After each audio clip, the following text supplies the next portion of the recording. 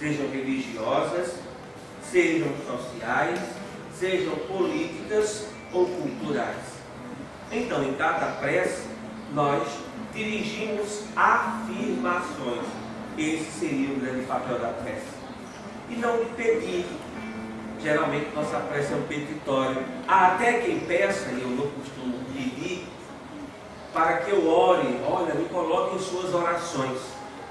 E eu geralmente digo o seguinte: também faço o mesmo por mim, porque no momento que nós estamos como transeuntes em oração, nós geralmente colocamos as pessoas que nós queremos bem e devemos também colocar as pessoas que são nossos desafetos. Não acredito no perdão sob solução final, já que nós somos criaturas em processo de psicoterapia, nós estamos toda hora sofrendo provações. No entanto, nós temos que compreender que precisamos afinar o nosso discurso para a afirmação do bem.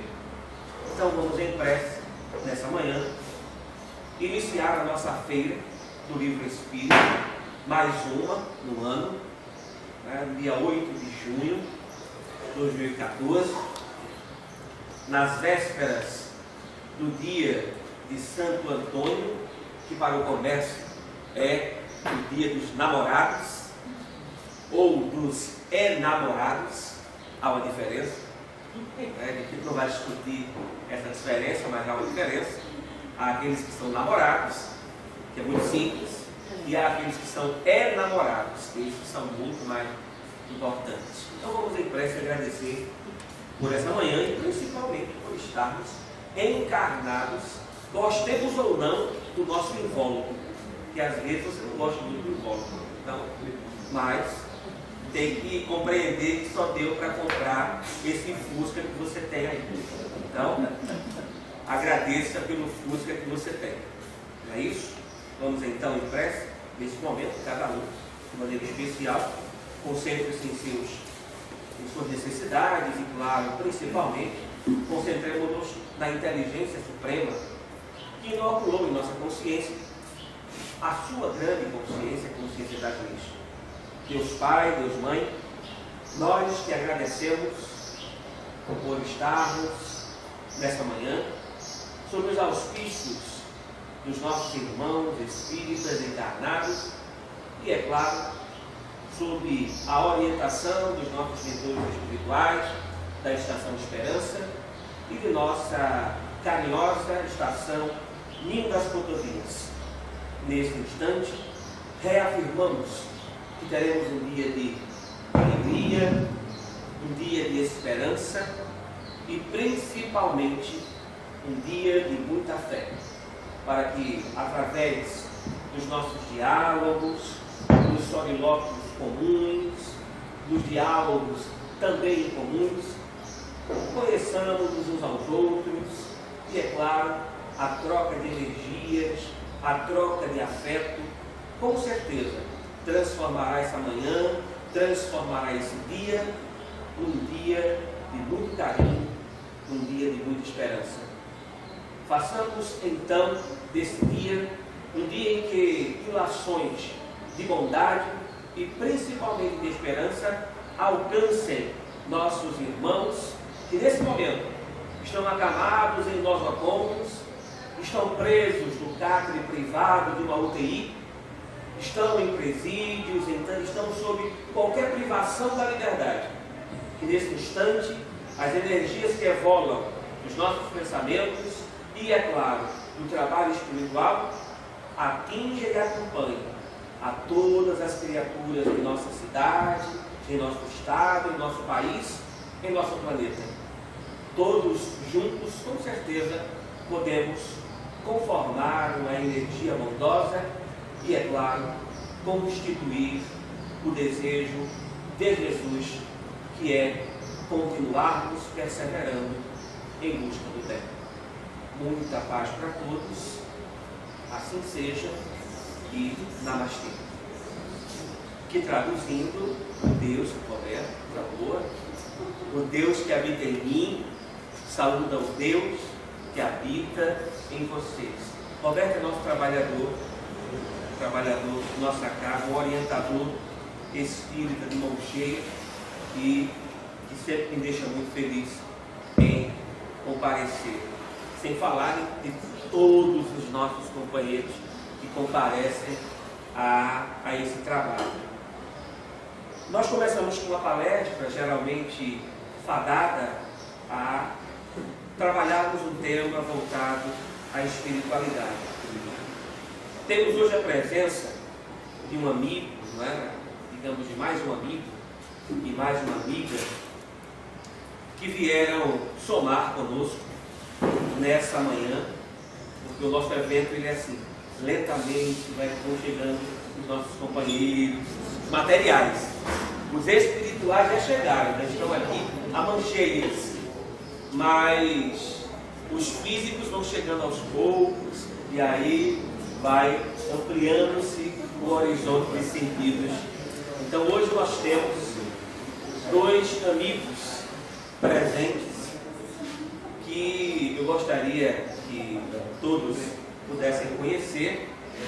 A genitora do nosso amigo, do nosso irmão, meu irmão em especial. Esse cara eu amo, ele sabe que o nosso amor é mútuo e eu amo muito esse cara, eu gosto muito, muito dele. Maurício é uma alma que eu teria que encontrar nessa encarnação. Então a genitora dele está aqui, minha gente. Eu gostaria que vocês fossem apresentados, por favor. Conhece, sabe o nome dela? Já pode falar, tá? Ouviram? Aqui nasceu para ser amado. Com certeza. Já nasceu amando. Amando do amor. Né? Amanda está aqui. Eu vou dizer Dona Amanda, porque ela é tão jovem que aí. A Dona Amanda seria uma coisa, né, para a gente já passando dos 100. Né? Ela não está. Então, Amanda para ficar assim. Quem tem um serelepe desse aí, não pode ser dona, não tem jeito. A Adriana sabe disso. Né? Não pode ter. E temos a presença aqui do nosso companheiro e amigo, agora, porque é assim, quando um amigo nosso chega na casa, a gente já assina a carteira dele. Não tem período probatório. Na Fraternidade Espírita, Casa do Caminho, não tem período probatório. Tá? Você já é trabalhador. Quando você ligar, a gente põe não. E aí, vocês conhecem a Comissão Estadual do Espiritismo? Temos um representante aqui, nosso irmão. Conhece? Nem perguntaram o nome dele. Foi, qual o nome dele? Eu esqueci. Tá vendo aí? Pode se apresentar. Senilidade precoce. Eu gostaria que você fizesse parte da nossa mesa também. Pode vir. Pode vir. E aí você se apresenta. E gostaria também de convidar nosso irmão Leison ou Ítalo para fazer parte de nossa mesa aqui. Né? Fico muito feliz em receber você.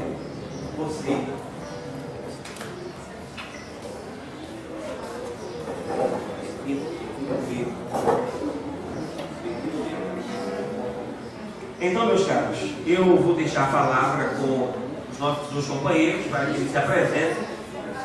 E o nosso tema de hoje, da palestra de hoje, será: por quem nós oramos? É a pergunta que eu vou deixar já. Bom dia! João, já está ali rindo à toa. Bom dia, deixa eu ver um sorriso. Né?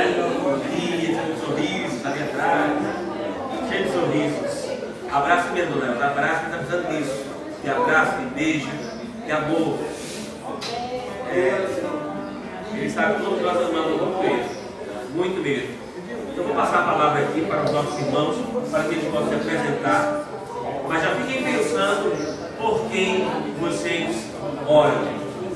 Tá bom? Fica à vontade aí. Bom dia, meus irmãos presentes, irmãs, a paz de Jesus esteja conosco, né, na manhã de hoje, entre nós encarnados, desencarnados também, né?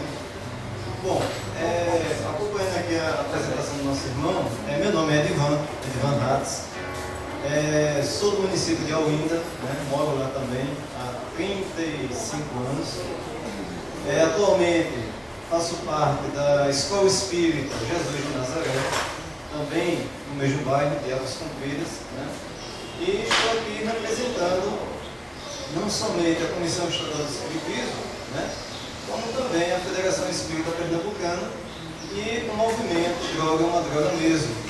E iremos, na tarde de hoje, conversar sobre o assunto também, que é importante, né? Um assunto importante.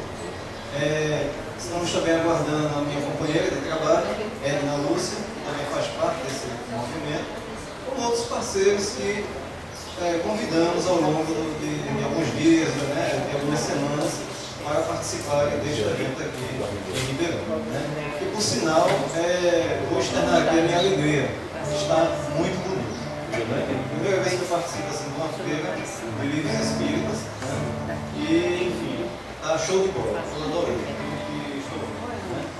E com certeza essa ideia vai ser propagada, viu? Vamos divulgar lá em Olinda, já conversei com o Ronaldo TV Amado, me dê a dica de como organizar uma feira dessa. Porque eu acredito que realmente há uma necessidade desta divulgação em outros municípios também, para que as pessoas conheçam o que é a doutrina espírita, né? Abolir ou extinguir aquela ideia mistificadora sobre a doutrina, né? A doutrina é tudo isso que estamos vendo. Alegria, partilhando aqui momentos, né? momento de troca de experiência, de estudo, de conhecimento, enfim. A paz de Jesus esteja mais uma vez com todos. Bom dia. Bom dia. Só para frisar aqui, Edivana a gente conheceu através do Pacificador, né? Foi uma postagem que a gente fez na internet, né? Eu tenho um grupo que eu faço parte, que é do Semestre, e a Edivana viu, mandou um recado, elogiando e tal, né?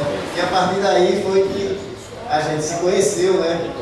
E a partir daí ele também começou a ser um divulgador do Pacificador lá em Olinda, né?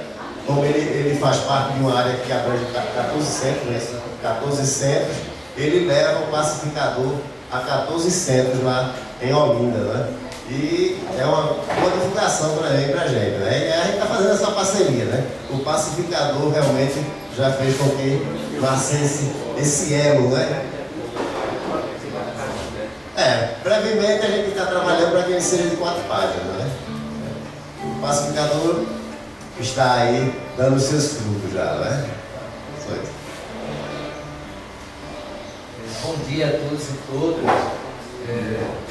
Eu sou nem visitante, né? A gente é trabalhador aqui em parceria. Eu sou da direção da Fraternidade Espírita União dos Humildes, aqui de Gameleira, que é a nossa cidade vizinha. É uma casa irmã da Casa do Caminho, do Bittencourt Sampaio, das casas próximas nossas. E a gente vem desse esforço de integrar o movimento espírita nesse interior que a gente se sentia tão isolado, né? Quando eu voltei a participar do movimento, alguém perguntava assim: "Você é o quê?" Aquela fração de segundo de pensar e dizer o que é justamente essa ausência desse tipo de movimento. E hoje eu digo, eu sou espírita, e quando o pessoal se assusta, é uma oportunidade já de esclarecimento, né? E as pessoas percebem com alegria, e quando a gente participou, nossa base foi do movimento da Pastoral Social, na Igreja Católica, Cleiton também, e quando a gente começou a frequentar mais assiduamente o Centro Espírita, já como jovem, já por opção, porque minha infância foi na Casa Espírita, e aí diziam assim: aqueles meninos tão inteligentes, rapaz, estão ali. Aí a gente passou a dizer: é por isso mesmo que a gente está ali. E aí, justamente esse papel de divulgação, de externar uma mensagem que é consoladora, mas não é consoladora no sentido de aplacar as dores, de fingir que não existe e prometer salvação a ninguém. A grande contribuição do Espiritismo está nesse intermeio entre razão e fé, entre saúde e vida, enfim, os diversos intercâmbios que a doutrina pode nos propor. E eu sempre saúdo o movimento aqui da Casa do Caminho, essa atividade que é feita, porque é uma atividade de expansão dessa coisa. Você é o quê? Eu sou espírita, eu compro um livro espírita. Você quer saber um bom livro? Leia isso aqui. Você tem curiosidade? É tal fenômeno que você acha que é uma coisa absurda. O Espiritismo explica, não tem nada de mágica, não tem nada de fantasioso nem de absurdo, não tem nada de miraculoso no Espiritismo. Então, a Feira do Livro, o Jornal Pacificador, é uma forma de estar expandindo isso, a gente com muita alegria, sempre que posso, sempre na correria do dia a dia, a gente sempre vem aqui a prestigiar e contribuir da forma que puder para a expansão desse movimento. É com muita alegria a gente vê também esse tema da drogadição, que é uma coisa tão forte e que muitas vezes é tratado de forma superficial. A depressão também é muito falado como algo que é uma reposição de alguns elementos químicos ali no cérebro, só que as causas profundas desse fenômeno, o vazio existencial que leva alguém às drogas, por exemplo, o Espiritismo tem uma grande contribuição a dar. E nós não podemos nos furtar da condição de educadores do espírito, nesse sentido, né?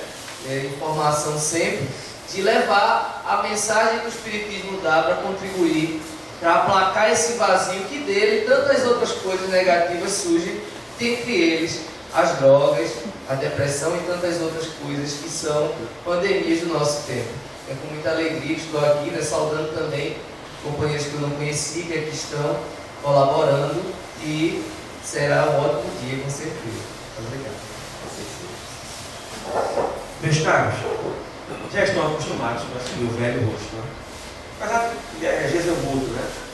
Os cabelos, a barba, né? Então, é um mutante, né? Mas só a imagem, né? O desmantelo é o mesmo. Eu só mudo a imagem física, que dá para mudar com facilidade. Né? Mas fico muito feliz. Tá mais magro, viu? Oi? Tá mais magro, viu? Obrigado pela força de coração, pela força que está dando a minha. Porque quando eu chego, o pessoal está assim. Ele tá mentindo. Ele falou que eu fui tirar uma foto minha mesmo no celular. Tem aqui o celular que tem aquela câmerazinha frontal. Não, eu olhei que meu filho. O clube, Rogério, Tiro ou não tiro? o clube na imagem. O cara fica se pouco, entendeu? Agora o problema é que eu não postei a plasticidade, né? Tem uma foto que eu estou abraçado com o Gil, que está no Face. Mas você não tem que gostar, não. Tem que gostar é Gil. Ah, Essa é a prova do verdadeiro amor. É verdade. É verdade. A bichinha, com certeza, não vai passar por nenhum tipo de prova mais, não. Eu sou prova da vida dela. Com certeza. Olha, tá vendo aí? Tá vendo aí? Eu estou sozinho, solidário na fé. Solidário na fé. Irmão. Meus caros, o tema da manhã de hoje vai abrir um espaço para a gente dialogar, que é por quem nós oramos. Eu faço essa pergunta preocupado com uma grande questão. Preocupado com a ideia de que nós temos passar sempre para os outros a responsabilidade que é de nossa seara. Então, por exemplo, nós oramos para ou pedir orientação para os espíritos, oramos para melhorar uma situação, e aí vem a discussão, orar ou fazer prece. Claro, duas expressões que têm conceitos diferentes no vernáculo, no dicionário, na nossa língua, no vocabulário ortográfico da língua portuguesa, no VOLPE, da Academia Brasileira de Letras, mas o fito, ou seja, o objetivo é o mesmo. Quem reza, preza, oração para. Quem ora, pede em função de. Se você traduz isso de forma, digamos, analógica, observar-se-á que são as mesmas coisas. O que diferencia é uma palavrinha que a gente vez por outra discute lá na sala de professores e o Ítalo, que é a questão da teologia. Então a teologia, que surge como uma espécie de câncer dentro da religião, eu digo isso sem medo, cada teologia procura adaptar o seu discurso não ao que é verdadeiro, mas sim ao que é apropriado, ao que é conivente. Aquilo que é conivente para mim, eu torno aquilo parte do princípio epistemológico e da minha base hermenêutica. Ou seja, eu procuro justificar. Não, essa questão aí de reencarnação não existe. Não está na Bíblia. Mas nós não temos só a Bíblia. Fico muito feliz. A Amaro fez uma ótima aquisição esse semestre, esse mês. Ele trouxe não só, temos aí orientações sobre a Bíblia, mas temos o Bhagavad Gita, que é o famoso livro que conta, um livro de poesia, que conta a história da batalha entre os Drávidas e os arianos, que dá origem ao povo indiano, cuja tradição filosófica nós deveríamos conhecer com mais profundidade, já que o princípio filosófico pelo qual predominantemente nós passamos a julgar o conhecimento, ele é totalmente ocidental. Nossos paradigmas são totalmente ocidentais. E pelo menos até metade do século XX eram totalmente racionalistas, ou seja, típicos do século XVII. Imagine, viver no século XXI ainda arremessando pedras ou lançando opiniões acerca do século XVII. É mais ou menos isso que significa a nossa filosofia. Há uma frase que tornou-se um dístico, que todo falso humilde, já que humildade é uma conquista, e uma conquista muito rara. Eu estou buscando humildade, mas não sou humilde. Se você perguntar na plateia, quem é humilde aqui? A gente eu ajudo, eu sempre pego na mão uma pessoa que está com necessidade. Você é humilde mesmo? Sou humilde. Conversa com ela 5 minutos. Aí você vai conhecer a humildade dela. Ela vai falar muito sobre ela, aquelas 2 pessoas, que ela sofre muito.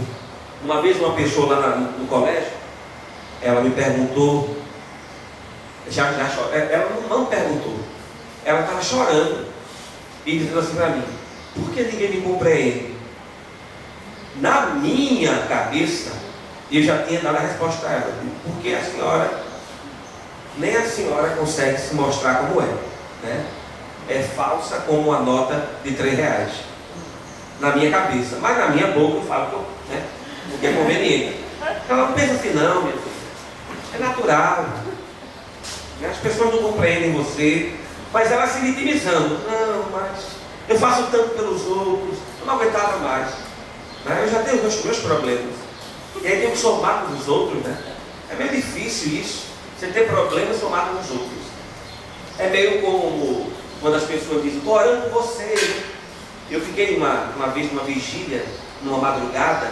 Aquilo não é oração, minha gente. Aquilo ali é autoflagelação.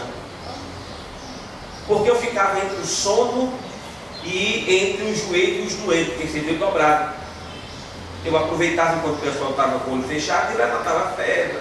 A gente estava, sabe que o peso não permite que a gente fique nem em posição de lótus, aquela famosa posição que o pessoal só acha que fazer meditação é estar naquela posição, né, de lótus. Meditar é colocar as pernas, né, uma entre a outra ali, né, para que você possa beneficiar o chakra básico, né, tá?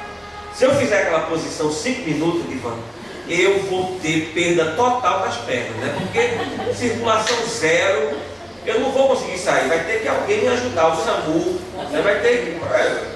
10 minutos ali em posição de lótus é realmente... 2 com você. Pronto, estamos juntos, né? 3 já. Não, Marlon já está 4 lá atrás, está incômodo. Posição de lótus é cruel, é verdade. Yoga é cruel.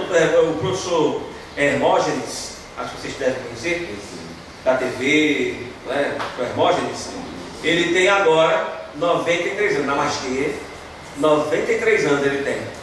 Mas eu entrei num vídeo antes de ontem, porque no documentário Eu Maior, ele é um dos entrevistados. E aí eu entrei porque o tema era assim: encontre a Kundalini sem dores. Kundalini seria a energia da sexualidade que os esotéricos estabelecem como sendo o nosso ponto de equilíbrio. Eu digo, sem dor deve ser legal, né? Tipo, coisa preguiçosa, né? Eu vou lá. Era 23 minutos o vídeo, mas depois foi a mostra de professor, né? O exercício deu para fazer. Agache-se, tá? Aí depois o velhinho dá um loop, ele fica com a perninha, meu Deus do céu, eu jamais conseguiria com a Kundalini. Não, se for daquela forma, não. Quando vira de costas, fica em pé, parece uma bananeira, eu digo, se eu fizer isso, tem que ter umas pessoas me ajudando primeiro, né? É efeito especial, né? Tem que ter fundo verde, me segurando. Ele fez sozinho. Quando ele levantou, eu digo, isso não dá, né? Já perdi a Kundalini aí, que isso não dá. Quando ele levantou a perna, eu digo, Ave Maria. Foi? Ficou com a perninha assim, eu digo, agora continue. Eu digo, eu nem comecei, né? Continue. Ele ficou uns 10 minutos assim. Pelo amor de Deus, o velhinho pode. Não, ele 93 anos, o Hermógenes, 93 anos, de yoga, porque ele já faz trabalho há mais de 50 anos com yoga, com Hatha Yoga. Ele é praticamente difusão no Brasil do Hatha Yoga. E eu de rato posso ter alguma coisa, né? Não é rato, né? De rato não, mas de yoga, pelo amor de Deus, de movimentos todos, mas meditação não é isso. Então por que nós oramos? Geralmente nós oramos por todas as pessoas. Por todas. E eu digo com certeza da alma que nós não oramos por nós. Eu oro, eu sempre peço por mim, não. Nós somos, por natureza, muito vaidosos.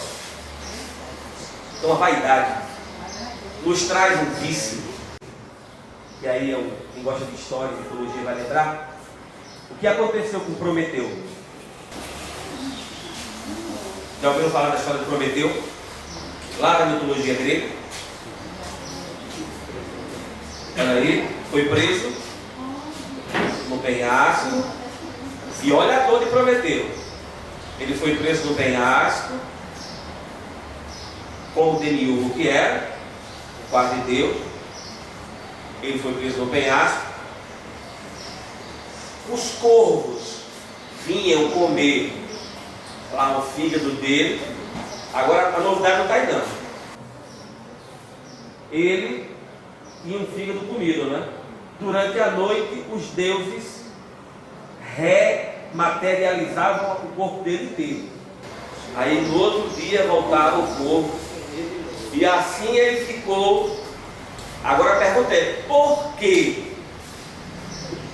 Primeiro, porque ele amou muito a humanidade, ao ponto de devolver à humanidade o fogo.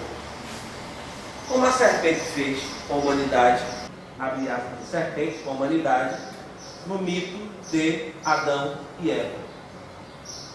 Porque colocar duas criaturas juntas num ambiente e elas não descobrirem nada entre elas, você não colocou duas criaturas, você colocou dois fantoches, sem vida, sem nada. Nós perguntamos todo dia que sentido tem a minha e a sua vida. Quem é que não levanta todo dia para perguntar? Eu sei que a gente não fica toda hora fazendo esse esforço, mas de maneira indireta ficamos o tempo todo pensando. Será que a minha vida tem valido a pena? Será que eu estou bem? Será que eu não estou me enganando? Porque na verdade nós temos muita gente se enganando. Casais, amigos, religiosos, que não estão fazendo parte daquela religião porque gostam não. Estão atendendo ao princípio do imaginário. Quem não participa está fora. Não vai abrir aspas para o céu. Estou usando as aspas para céu, porque na verdade é o conceito que nós conhecemos. A ideia de que só existe um lado, né? Em cima, um lado para baixo, não existe outra coisa. Ou você sobe ou desce. Os filmes reforçam isso, né? Os anjos sobem, os decaídos descem. Vai todo mundo para o núcleo da terra, né? Vai lá sofrer. Né? E as imagens montadas, isso não é culpa de ninguém, é do nosso imaginário judaico-cristão. Nós fomos buscar no conteúdo mitológico que foi estabelecido pelo helenismo da Macedônia. Quem achar que a Grécia clássica, o pensamento da latinização, principalmente baseado na história e no direito, foi uma questão de, digamos, responsabilidade de gregos e romanos, você não sabe história.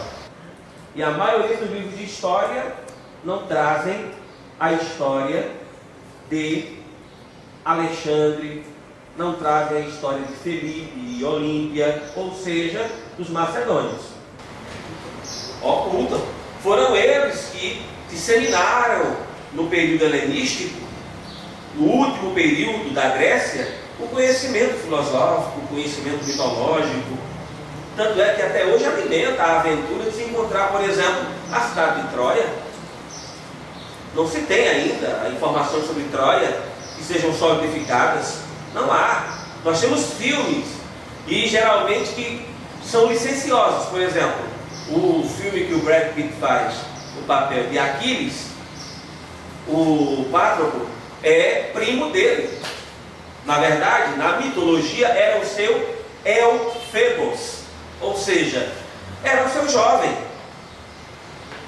Aí tem um detalhe: o jovem grego que você assumia, a homossexualidade se atribui à Grécia, principalmente a cidades como Atenas, Tebas e Corinto.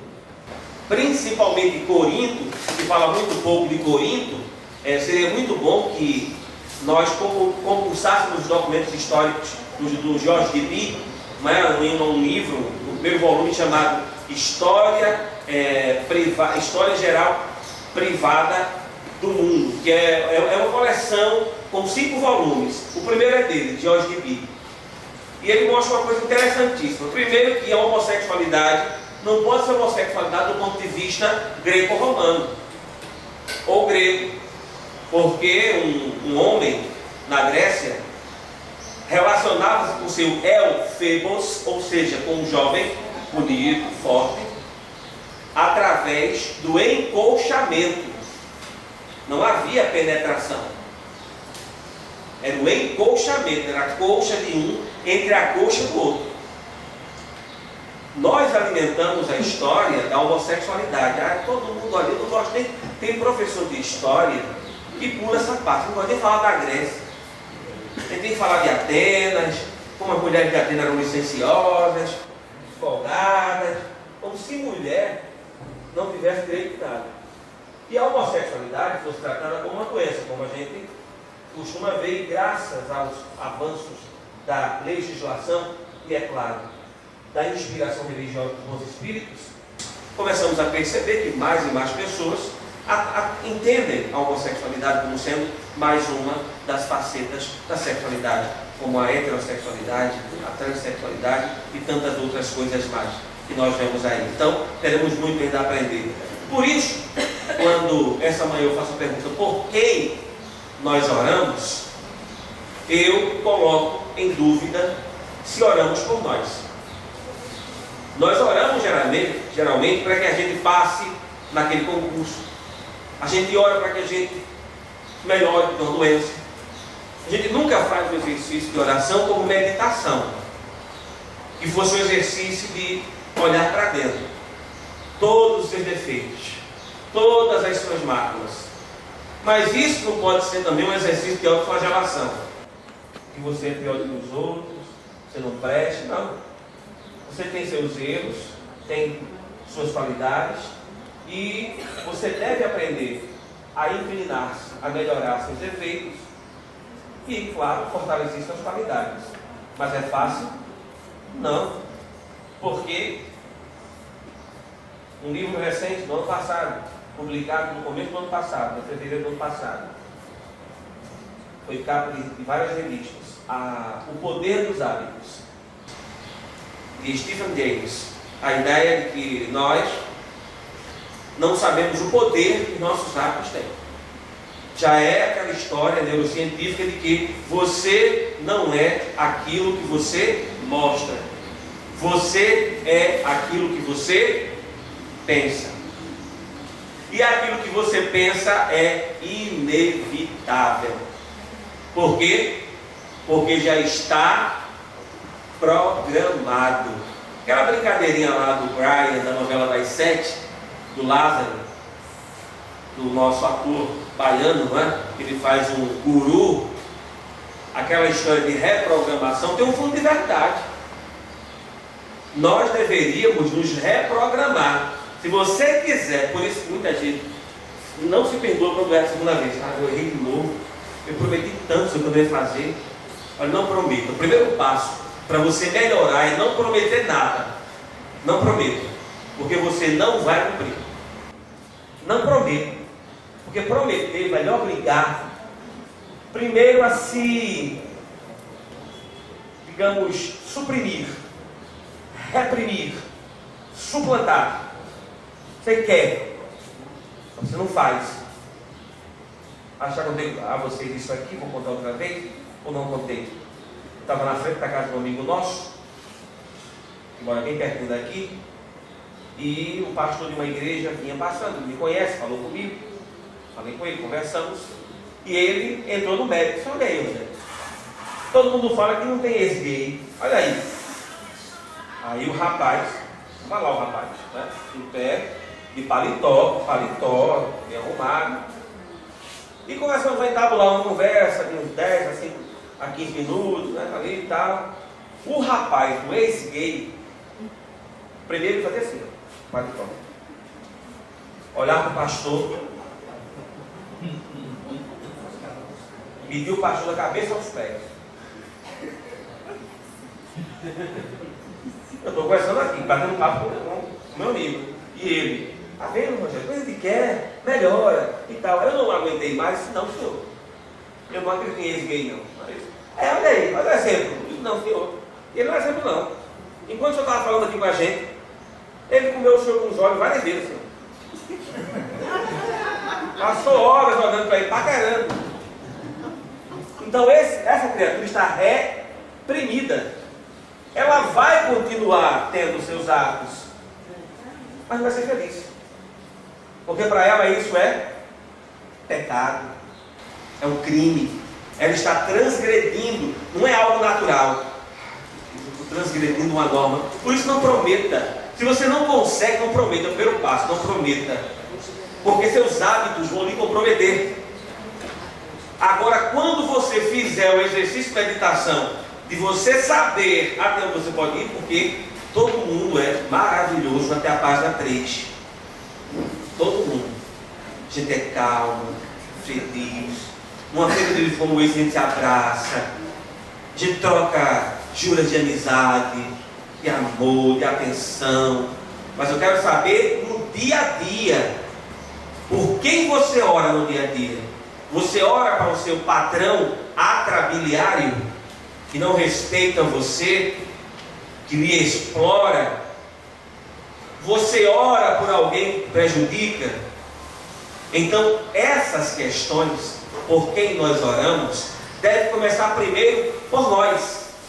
Se não aprendermos a orar para nós, e aí não é para melhorar a situação financeira. Situação financeira boa, é boa, é bom ter dinheiro, é bom ter dinheiro.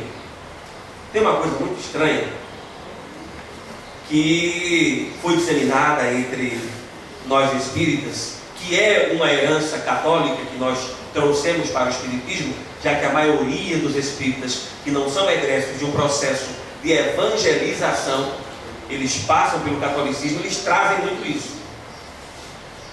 É a ideia de fazer caridade, a caridade com o dinheiro dos outros. Com dele não. Espírita, a casa, eu estou falando isso com conhecimento de causa. As casas que já palestrei na capital pernambucana, inclusive uma delas muito famosa, e eu fui com um guia maravilhoso, né?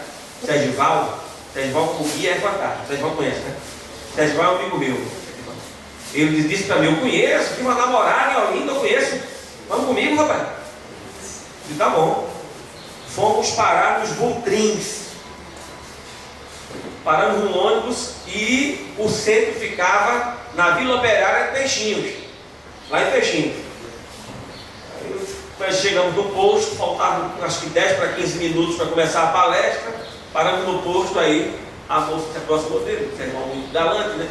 Boa noite, ela: boa noite. Como é que a gente faz para encontrar o giradouro? Qual é a giradora? Você está nos Butrins. Está muito longe. E eu vi Sérgio desse tamanho. Ele: rapaz, você sabe onde é? A gente volta, dá tempo. Chegamos em cima da hora com ele buzinando e trocando luz, e o cara lá, acho que é um palestrante chegando. Aí eu cheguei, isso é normal na minha vida também, chegar atrasado. E então sabe disso, né? Isso é normal. Mas, não é de bom alvitre, né? Vamos chegar na hora. Eu tento, mas não é fácil. Força do ar.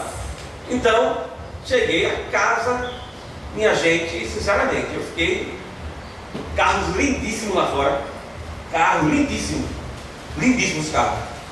Inclusive, eu dedicaram para Land Rover, que era de um dos dirigentes da casa. Fiquei pensando, meu Deus, a coisa piorou quando foi ao banheiro. Porque no banheiro, que é uma coisa absurda. Ele ainda disse assim, porque ele sabia que eu poderia ter tido um choque. Quando eu saí do banheiro, ele disse, porque todo mundo usa esse banheiro. Porque não é uma boa desculpa, mas é uma desculpa para não cuidar. Então, nós pegamos um pouquinho desse mundo de não contribuirmos, de não investirmos na casa espírita, porque a casa espírita, ela vive por ela mesma. Agora eu pergunto, do mesmo jeito que escola sem aluno não é escola, espiritismo sem espírito encarnado é espiritismo? Não é. Tem que ter gente encarnada. Se não tiver gente encarnada, um lugar confortável, imagine, eu já estreiei 2 quedas de cadeira de plástico, dessas cadeiras, por isso que eu nem olha, se vocês caírem, eu não vou nem sorrir, porque eu sei constantemente que ele passa. Eu caí uma vez em plena reunião pública, não sei se o Roberto estava na reunião ou não estava não. Meu amor, eu não lembro dessa. Não estava não, o Roberto não estava. Ninguém estava. Não, eu levei uma queda, minha gente. E eu estava ali concentrado, olhando para o pessoal, rindo. Ainda bem que a tribuna, Janael fez o favor de fazer ela mais alta um pouquinho, graças a Deus, né? Porque tinham visto a situação que eu fiquei, né? Fiquei de perna para o ar, uma cadeira plástica dessa, quebrou, fiquei de perna para o ar, todo mundo rindo de mim. E eu ali levantei, botaram logo 2 cadeiras, né, para mim. Então não tem coisa pior do que essa. Na cabeça a gente vê 1000 coisas na cabeça da gente. Então, primeiro passo, minha gente, eu quero apresentar a vocês 2 livros que nós vamos trabalhar nessa palestra de hoje.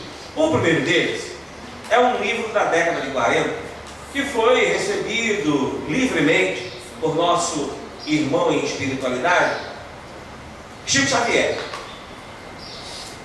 que tem como título Seara dos Médiuns.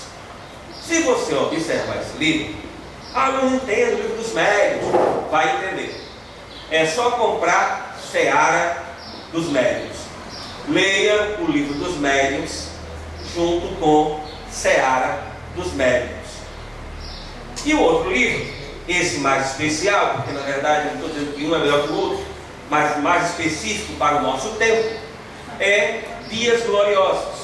Um livro que na época foi muito discutido, porque Joana já trabalhava a questão de células-tronco, já trabalhava questões bastante como aborto, a eugenia, que foi para a história dos ressentimentos. Então, ela já trabalha sobre essas questões na obra. Então, a pergunta que eu fiz a vocês, por quem nós oramos, está baseada no seguinte: quando nós oramos, quando nós rezamos, quando nós estamos em prece, quando nós entramos no processo de transcendência, nós somos uma geratriz, uma matriz geradora de energia. Por quê? Primeiro, não é conceito espírita, é conceito lá da física. O que é um corpo com massa? É um corpo com energia condensada. Deixa essa energia? Não deixa. Então todos nós aqui somos o resultado da condensação da energia. Quando nós tocamos em alguma coisa, nós não tocamos, nós repelimos. Essa é a lógica. Porque nós somos energia. Não, mas eu toco, eu pego, tu pega. Mas o princípio é esse. O princípio é esse. Tudo é energia. Tudo que tem massa é energia. Então nós somos energia.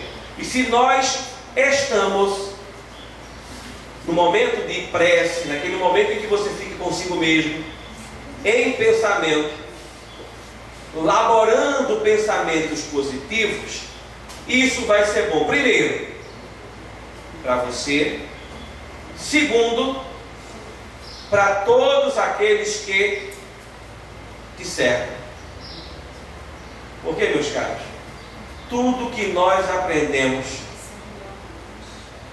na doutrina, tudo que nós aprendemos com os livros espíritas, tudo que nós aprendemos na casa espírita, ficamos sob prova e estamos sob prova diariamente. Se você diz que já alcançou a compreensão com o outro, vai ter prova. Vai ter aquele caixa que é bem lento. Você está louco para chegar em casa, mas ele lá, o caixa, todo atrapalhado. E você não molesta, mas pensa: mas tem que tirar esse caixa daí? Tem que chegar na hora. Pelo amor de Deus. Estou falando muito simples, mas a gente libera mesmo o pensamento, né, bestial. Isso, a gente envia mesmo. É isso aí. Então, somos geratrizes de energia. Primeiro passo. Segundo, é que quando nós oramos, nossa oração deve ter duas coisas que Kardec explica na revista Espírita de 1967, nos chama a atenção, que é intenção e vontade. Eu tenho que ter, quando eu estou orando, estou em prece, intenção para alguma coisa. E essa coisa deve ser boa. A cura de um amigo, principalmente coisas coletivas. E quando você pede com uma pessoa, tudo bem, você ajuda a pessoa, mas quando você pede para a melhoria do mundo, aí eu lembro muito bem de uma charge do Maurício, ele tem um site só de charges, e uma das charges era uma charge de final de ano, que o menino começava a desenhar os líderes mundiais. Na época ainda estava encarnado o Saddam Hussein, né? Osama Bin Laden e tal. E aí o menino faz um desenho com todos eles juntos, todos, George Bush, né? Todos juntos, o Putin, todo mundo junto. E ele cria uma festa. A charge é uma festa. Nessa festa é no castelo. Ele desenha um castelo, diz a festa é no castelo. E estão todos lá bebendo, esses inimigos, todos lá bebendo. E o finalzinho da charge é assim: depois que ele desenhou o castelo e tal, aí ele sai do castelo, ele desenha ele, saindo do castelo e diz: eu que não sou besta, faço uma bomba, que explodo o castelo no mundo afinal, tem um ano legal. É assim que ele termina. Convida todos os inimigos, o castelo explode. Olha que coisa amável. Aí o menino lendo assim: acho que estou vendo muita televisão, viu? Leia-se. Nós não oramos, ou seja, nós não pedimos ou enviamos energias para que aqueles cidadãos que vivem vilipendiando os cofres públicos, eles aprendam, eles compreendam que quando eles estão retirando recursos da saúde, por exemplo, de uma cidade, o hospital da cidade vai ficar sem atender pelo menos 2.000 pessoas. Ele é tão criminoso quanto qualquer Pol Pot, qualquer Hitler, qualquer cidadão do século XX, de qualquer outro século, Átila e etc., que matou, macerou, destruiu. A pior das mortes é essa: você político desvia uma verba que seria para comprar tomógrafo, seria para comprar todo o medicamento para pessoas com câncer, com AIDS, e aí você desvia, dali morre uns 1.000 ou 2.000, você é responsável. São verdadeiras ilhas de concentração, de pobreza e miséria que temos em nosso planeta. E aí é que está. Nós, quando oramos para que as vibrações cheguem nessas criaturas, cheguem nas pessoas que comandam o nosso país, a nossa cidade. Todo mundo fala mal do prefeito, mas o que eu mais vejo é a falta de educação das pessoas jogando o lixo no chão. Você calcule que Ribeirão tem quase 40.000 pessoas ou mais. Dessas 40.000, 30.000 joga diariamente um papelzinho de confeito lá de bombom. Eu sou nordeste, não é confeito, não é quaderno de fotografia. E eu jogo, são 30.000 papéis que estão na cidade. E isso sem falar de garrafa, sem falar de toda a sorte de dejetos que a gente vai deixando na rua. dizendo que o lixo vai passar e levar. E vai ficando, ou seja, nós somos responsáveis. Então, por quem nós oramos? Só por nós? Só por nossa família? Só pelas pessoas que precisam? Por quem nós oramos? E aí vem a pergunta subliminar filosófica: por que nós oramos? Nós oramos porque nós cremos em Deus. Não crer em Deus é fácil. São duas coisas que são fáceis. Duas coisas fáceis. Duas coisas. Crer e temer Deus. Meu pai sempre: eu sou muito temente a Deus. São duas coisas fáceis: crer e temer em Deus. Difícil é ser Deus. É difícil. Mas eu não sou perfeito. Não estou falando perfeição. Eu estou falando é assumir condições sob inclinação do bem. É essa a proposta do Espiritismo. Kardec deixa claro isso quando escreve, com a ajuda de Fenelon e com a ajuda do Espírito Verdade, lá na quarta parte dos Espíritos, das penas e gozos futuros. E aí estabelece que tudo depende de quem? De nós. Nós temos o que? Livre arbítrio. E a coisa é tão séria que até cinemas e até os livros, eles estão trazendo a temática do anjo, parece que baseada na obra O Céu e o Inferno. Quando Kardec diz que não há anjos, não existem anjos. Os anjos, na verdade, eles são criaturas comuns como todos nós. Porque se Deus criasse uma humanidade privilegiada, de asas perfeitas e bonitas, e outra para sofrer, Ele já teria criado aí a injustiça social, a desigualdade política, a desigualdade filosófica e a desigualdade entre os homens. E Deus é isonômico. Se existe um ser, se existe uma inteligência, se existe uma percepção universal e cósmica, que é, sem dúvida, cosmopolita, democrática e principalmente holística, é Deus. Deus não tem religião. Não tem. Como também Cristo, ou Jesus, Yeshua, não tem religião. Ele vem para viver entre os judeus, não assume de forma alguma ele assume as leis judaicas como sendo leis para ele. Por isso ele fala: eu não vim destruir as leis e fazê-las ser cumpridas. Mas é impossível se cumprir as leis, porque elas quebravam a ética, ou seja, quebravam o ethos de um espírito como Jesus. O ethos de Jesus era outro. Queria o bem, o amor, a felicidade, oferecer outra face. Mas lembrem, todo o depoimento de Jesus, mais especificamente em Lucas, é todo sistematizado por outras pessoas. E igualzinho aquela frase: só sei que de nada sei.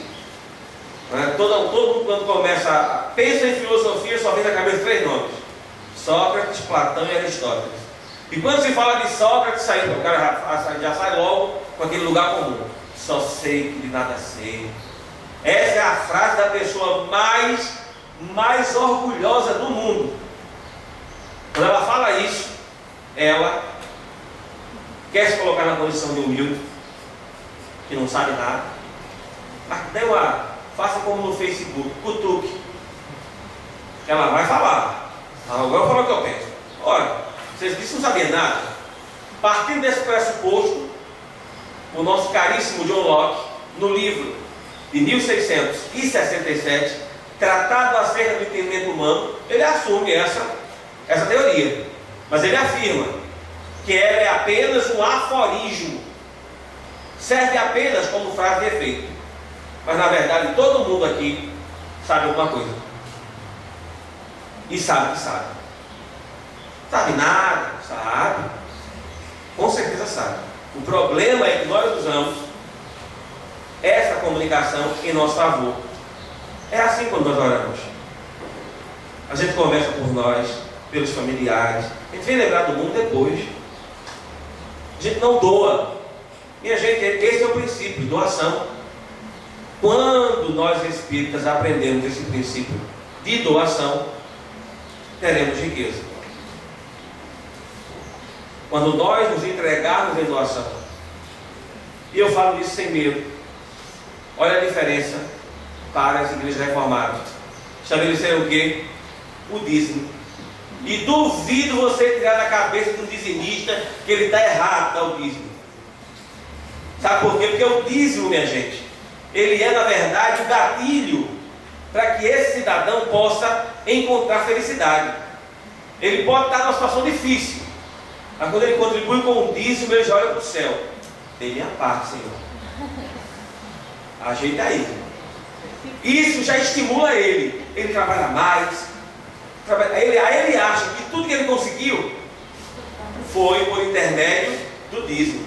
E o pastor, o padre, o religioso que está ali orientando, não vai dizer a ele o contrário. É isso mesmo. A igreja está com você, está orando, olha sua vida como está melhor.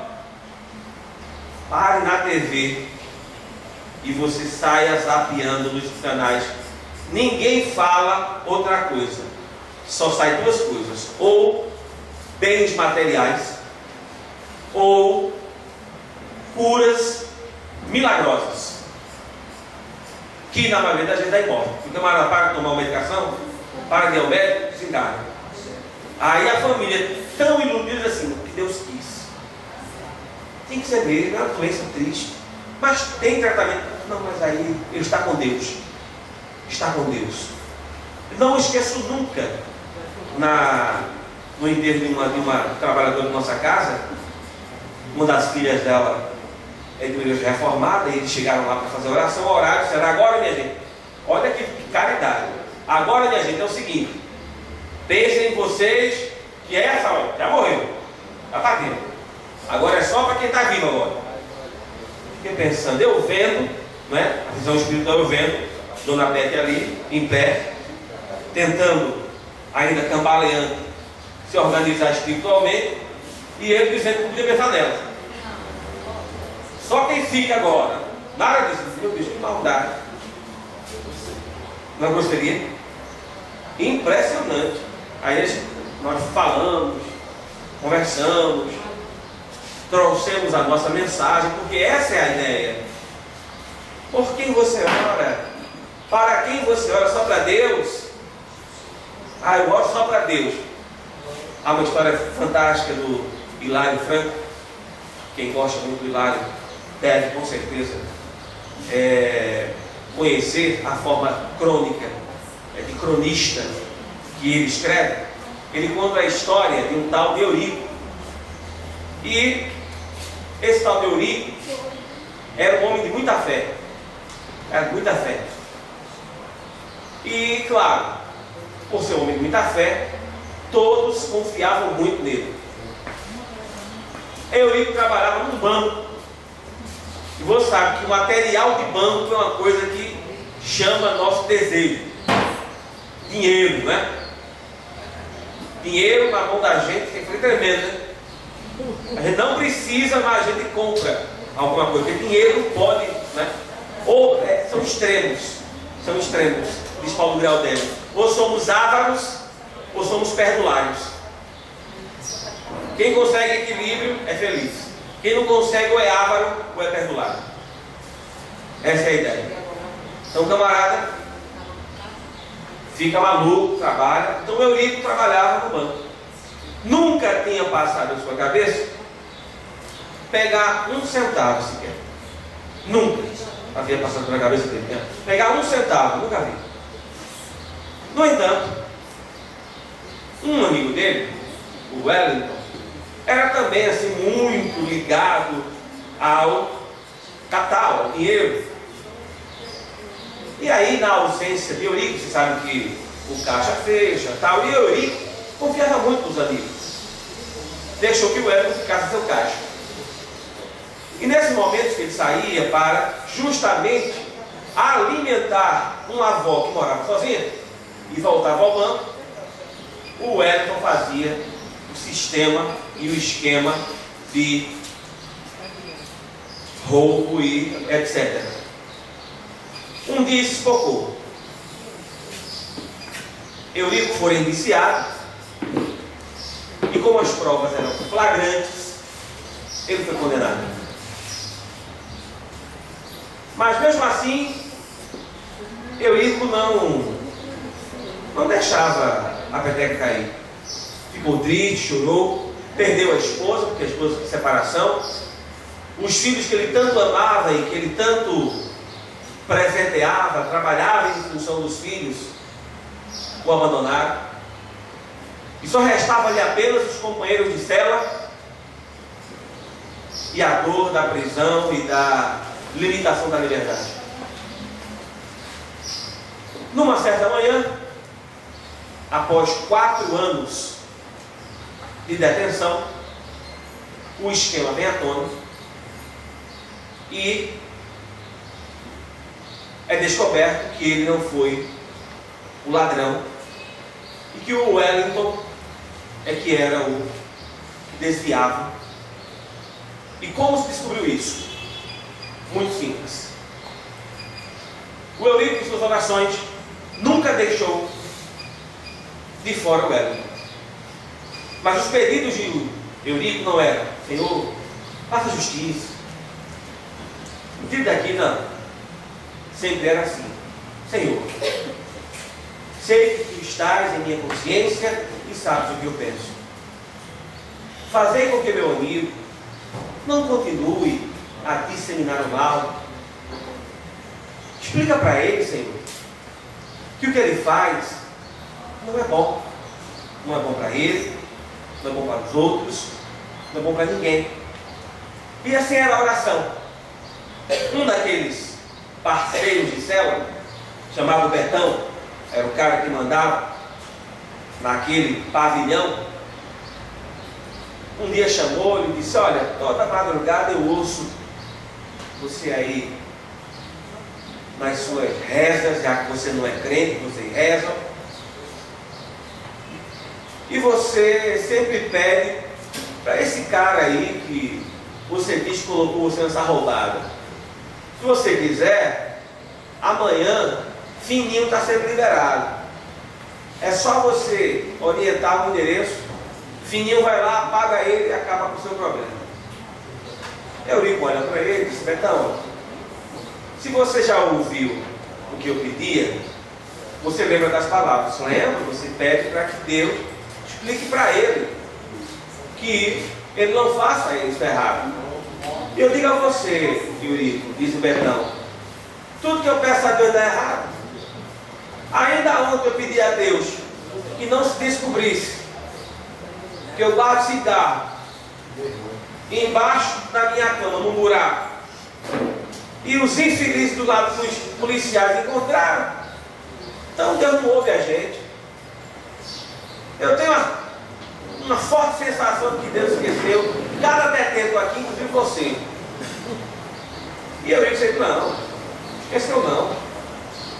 Mas aí chega então a notícia, o alvará de soltura, depois de 2 meses, sabe como é o Brasil, né? Depois de 2 meses é liberado, o jovem recebe a sua liberação, já que ele era um homem de meia idade, então chama quem é de meia idade de jovem. Ele sai e todos esperavam que ele saísse revoltado. A mulher procurou-lhe, já avisando que estava casada, mas que não sabia, e ele disse para ela: não, minha querida, não pense assim. Você só me ofereceu aquilo que você possuía, nem mais, nem menos. Você não conseguiu me compreender, eu entendo. Aos filhos, ele abraçou. Um deles perguntou: papai, o senhor vai roubar? E ele diz: não, minha filha, papai aprendeu. Mesmo sabendo que era inocente, não queria macular, nem reprimir o pensamento da criança, que já era condicionada a achar que o pai era um larápio. O Eurico saiu, passou a morar só, e descobriu uma comunidade pequena de um estado brasileiro, de Hilário Franco, descobriu que ele podia fazer muito. Ele calculava muito rápido, ele tinha percepção e tinha uma qualidade que me parece hoje muito rara: honestidade. E foi o que ele fez. Passou a viver na comunidade, encontrou a Angélica, mulher que vivia na fácil vida difícil, ou na difícil vida fácil, porque prostituir-se sexualmente, viu? Tem várias acepções para a palavra prostituição. Prostituir-se sexualmente não é fácil. E ele recebe Angélica na condição de uma jovem com câncer. Câncer no colo do útero. E ele trata, cuida. E Angélica fica curada. Um pastor chamado Patrício era apaixonado por Angélica. Inventou 1000 histórias sobre Eurico. Desde que ele era um macumbeiro, até a ideia e a história de que ele era um traidor. Tinha traído o próprio amigo. O amigo estava preso e ele estava solto. Mas Angélica conhecia o lado mais importante de Eurico: compreensão. E aí, os dois se uniram, contraíram casamento e receberam um grande prêmio. Um dos mais importantes espíritos citados nas obras complementares da doutrina espírita, que tinha feito um acordo para encarnar no planeta Terra, no Brasil. E esse casal teve a bênção dos espíritos de receber esse mensageiro da regeneração.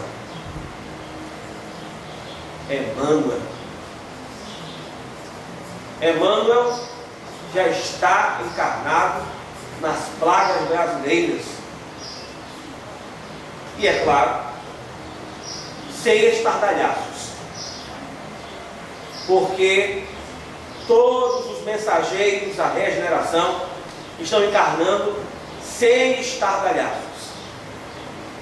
Ocuparão funções importantes, mas não como nós pensamos. Presidente, governador. Funções importantes são aquelas em que você consegue transformar a vida de espíritos como você. Desde aquela associação comunitária que você trabalha, até aquele trabalho voluntariado que você uma vez na semana dedica.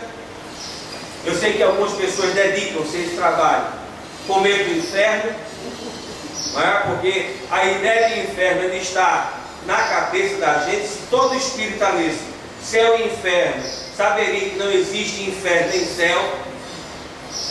Quando o pessoal lê o título, não quer ler o livro. Não quer ler o livro, não. Se soubesse a riqueza de depoimentos, de informações, saberia que nós precisamos de um processo de evolução. E esse processo de evolução nos inclina a mudarmos lentamente. Olha, a ideia de que tornou-se espírita, tornou-se santo, não existe. Não existe. Por isso se criou o estereótipo que o espírita é aquele cidadão, com aquele jeito de santo, né? Suporta tudo. Se alguém grita com ele, ele não grita com ninguém. Não, o espírita é um cidadão como outro qualquer, com grandes desafios. Mas Kardec propõe ao espírita. O verdadeiro espírita é aquele que faz o quê? Um exercício de educação. Procura domar as suas más inclinações. Ele não diz, deve domar. Ele não diz isso. Mas nem por isso também você fica solto aí, parecendo um alazão, né? Ele, né, nos desperta. Você pode melhorar se você quiser. Se você quiser, você pode fazer por onde melhorar. Entendeu? Essa é a proposta. Por isso que eu falei, na maioria dos livros sobre anjos, tal, demônios, etc., já estão colocando o livre-arbítrio na vida dos anjos. Porque sabe que o livre-arbítrio, ele é fundamental e ele é base essencial para a verdadeira liberdade. É o exercício efetivo do livre-arbítrio. Ora, se você age de tal forma, com certeza você passará por algumas situações difíceis. Não lembram da história? Aquela história famosa, vocês devem lembrar, da jovem que está lá no Galeão, no aeroporto, e comprou um pacote de bolachas e senta e começa a comer as bolachas. E observa que à medida que ela pega uma bolacha e bota na boca, o senhor que está do lado dela pega uma também. Ela já fica irritada, mas aí ela imagina, ele vai parar.